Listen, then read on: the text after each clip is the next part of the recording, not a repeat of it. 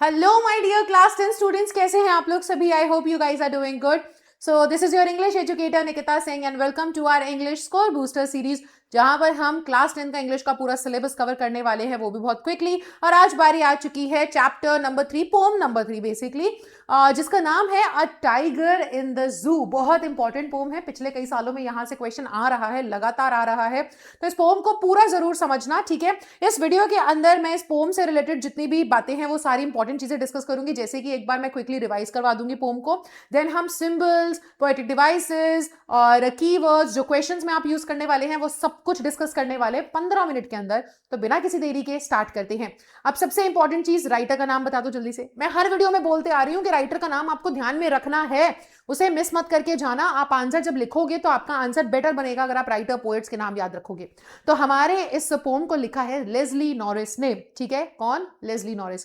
Comments में लिख दो ताकि यहीं पे याद हो जाए आपको, राइट। तो लेस्ली नॉरिस ने पोम जो है ये लिखी है, टाइगर इन द जू। बहुत ही प्यारी सी पोम है, एक टाइगर के बारे में है और कैसे जानवरों को भी अहमियत पता होता है फ्रीडम का, ये पोम इस बारे में बात करती है, राइट। तो पोम को मैं जल्दी से आपको रिवाइज करवा देती हूं। तो ये हमारी पोम है जहां पर बात क्या की जा रही है कि he stalks in his vivid stripes the few steps of his cage on pads of velvet quiet in his quiet rage he should be lurking in the shadow sliding through long grasses near the water hole where the plump deer passes।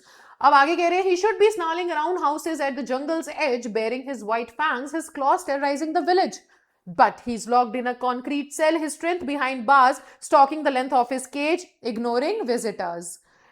He hears the last voice at night, the patrolling cars, and stares with his brilliant eyes at the brilliant stars. तो basically बेटा ये बहुत ही प्यारे तरीके से बनाई हुई pome है, जिसके अंदर ना आपको दो सिनेरियोज दिखाए जा रहे हैं। एक जगह पे टाइगर जो है वो एक केज के अंदर बंद है, एक जू के अंदर, और वहीं पर दूसरी तरफ आपको कॉन्ट्रास्ट दिखाया जा रहा है कि अगर वही टाइगर आजाद होता, अपने नेचुरल हैबिटेट में होता, तो वो क्या करता और कैसा होता। अब ये दोनों इमेजेस का इस्तेमाल क्यों किया जा रहा है, ये दोनों इस कॉन्ट्रास्ट का यहाँ पे इस्तेमाल क्यों किया जा रहा है, ये समझना बहुत इंपॉर्टेंट है, क्योंकि क्वेश्चंस आएंगे तो आप यही चीजें लिखने वाले हो। देखो यहाँ पे इस कंट्रास्ट को इसलिए क्रिएट किया जा रहा है यहाँ पर, ताकि आपको बताया जा सके कि वो टाइगर जो है वो कन्फाइनमेंट में, यानी कि वो कैद में कितना ज्यादा परेशान है। एंड जानवरों को भी अहमियत पता चलती है फ्रीडम की, और फ्रीडम उनके लिए भी मायने रखती है, राइट। तो अब यहाँ पे ना हमें सबसे पहले पैसेज में बताया जा रहा है कि वो टाइगर की एक्चुअल में स्टेट कैसी है, हालत कैसी है, कि छोटे से केज में इधर से उधर वॉक कर रहा है, परेशान है और बहुत ही ज्यादा इरिटेटेड भी है। क्वाइट रेज यहाँ पर हमें देखने को मिल रहा है ना, यस क्वाइट रेज। तो समझ में आ रहा है कि गुस्सा है उसके अंदर, लेकिन वो गुस्सा जता नहीं पा रहा है। अब वो कह रहे लेकिन उसे होना कैसे चाहिए था, शुड बी का मतलब है कैसा होना चाहिए था, है तो केज में बंद, बट उसे होना चाहिए था खुले जंगल में, जहां पर वो घास में से चुपके से स्लाइड कर सके, है ना, ताकि जो वाटर होल यानी कि जो वाटर बॉडी है जहां पर एक डियर पानी पीने आया है उस पर अटैक कर सके। तो शेर को ऐसा होना चाहिए खुले में, ठीक है, ना कि एक पिंजरे के अंदर बंद। फिर वो बोल रहे हैं कि उसको तो घरों के आसपास, जो जंगल के किनारे पे घर होते हैं ना, उनके आसपास मंडराना चाहिए ताकि वो उन लोगों को डरा सके, क्योंकि शेर एक ऐसी चीज है, जो जंगल का राजा हम बोलते हैं, वो एक ऐसी चीज है जिससे लोग डरते हैं, राइट, जिससे लोग डरते हैं और घबराते हैं। लेकिन उस बेचारे की हालत कैसी हो रखी है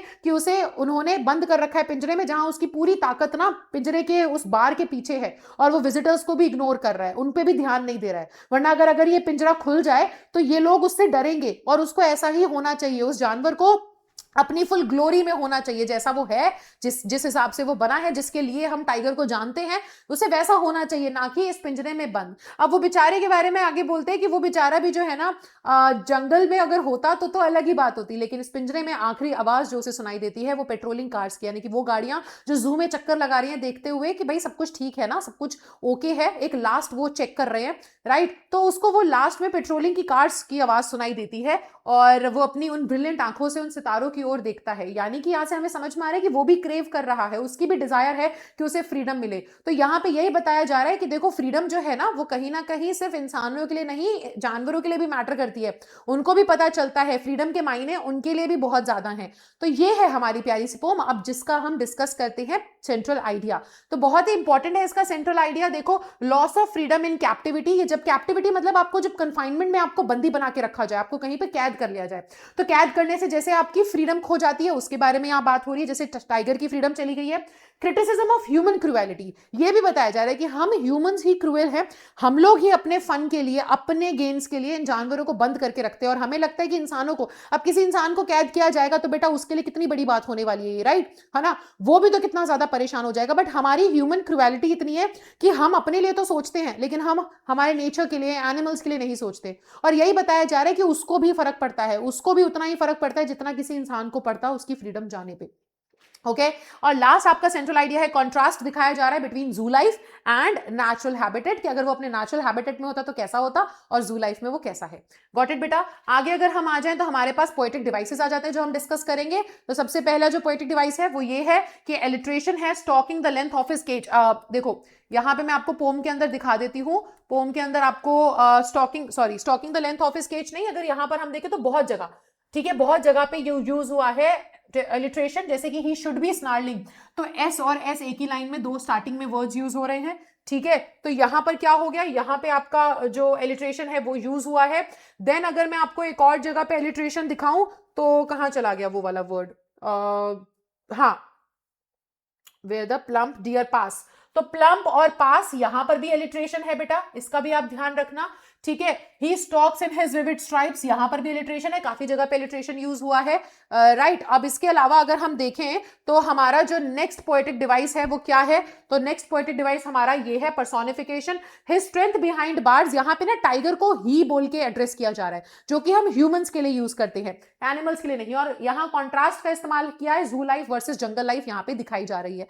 तो ये इंपॉर्टेंट आपके पोएटिक डिवाइसेस हैं जो आप ध्यान में रखेंगे, पर्सोनिफिकेशन, एलिट्रेशन का इस्तेमाल हुआ है, कॉन्ट्रास्ट वगैरह का इस्तेमाल हुआ है, ऑक्सीमोरॉन का भी इस्तेमाल हुआ है, क्वाइट रेज, सबसे पहला stanza, last line in his quiet rage, दो ऑपोजिट वर्ड्स को साथ में यूज कर रहे हैं, तो वो ऑक्सीमोरॉन भी है। अब आ जाते हैं कुछ कीवर्ड्स हम डिस्कस कर लेते हैं। तो जो सबसे इंपॉर्टेंट चीज है emotions and message of the pome, अगर इससे रिलेटेड क्वेश्चन आएगा तो आप ये सभी वर्ड्स यूज करेंगे कि हेल्पलेस है tiger, loss of freedom, cruelty of humans, pain of captivity and dignity of animals. And अगर आपसे क्वेश्चन पूछा जाता है कुछ भी, मतलब उसके अलावा, देखो यहां से जो क्वेश्चंस बनेंगे मैं आपको क्लियरली बता देती हूँ बेटा, जो क्वेश्चंस यहां से बनने वाले हैं वो सारे के सारे आपके रिलेटेड टू थीम वगैरह बनने वाले हैं, राइट। लेकिन उसके अलावा कुछ क्वेश्चन आते हैं जो इंपॉर्टेंट फ्रेजेस आप उन क्वेश्चंस में यूज करोगे वो ये सारे हैं, जैसे कि powerful symbol of captivity, contrast दिखा रहे हैं, criticism of human dominance, suppressed anger of the tiger, natural instincts denied, ये सारी चीजें, ये वर्ड्स अगर आप यूज करते हो अपने आंसर में, ठीक है, लॉन्ग अगर आंसर आता है उसमें ये सारे वर्ड्स आप यूज करते हैं, तो I am sorry my Siri just got activated, ठीक है, इसे बंद कर देते हैं। हाँ, तो अगर आप ये सारे वर्ड्स यूज करते हो अपने आंसर को लिखते वक्त, अपना आंसर बनाते वक्त, तो आपका आंसर डेफिनेटली एनहांस हो जाएगा, राइट। तो ये था आज का हमारा लेक्चर जहां पे हमने डिस्कस करा poem number 3 a tiger in the zoo को। एंड आई होप आप एंजॉय कर रहे हो स्कोर बूस्टर सीरीज। अगर आप नए हो तो चैनल को जरूर सब्सक्राइब करो, और यहाँ आई बटन पे मैंने पूरी प्लेलिस्ट का लिंक डाल दिया है, जाकर के चेकआउट करो। सारे चैप्टर्स हमने कवर करे हैं 15-15 मिनट के अंदर, राइट, जिसमें सारे इंपॉर्टेंट चीजें कवर की गई हैं, जिससे डायरेक्ट आपका आंसर बनाया जा सकता है, ठीक है, मतलब हेल्प होगी बनाने में, तो जाकर के जरूर देखिएगा। And also very important guys, channel के ऊपर 2 वीडियोस हैं जो कि आप जाकर के जरूर चेकआउट कीजिएगा। कंपैरिजन बेस्ड क्वेश्चंस कैसे सॉल्व करने हैं वो वीडियो, जो आपको भी यहाँ स्क्रीन पे नजर आ रही होगी, ठीक है। तो comparison based video, comparison based questions को कैसे सॉल्व करें वो video, and top 5 analytical paragraphs जो 2026 के एग्जाम में पूछे जाएंगे वो वीडियोस, प्लीज उसको जरूर प्रैक्टिस करके जाना। एनालिटिकल पैराग्राफ मैं बता रही हूँ जो 5 मैंने कही है, डेफिनेटली उनमें से एक एग्जाम में आने वाला है, तो please go and check that video out and practice. And I'll see you in the next lecture. तब तक के लिए bye bye guys. Take care. Thank you so much everyone.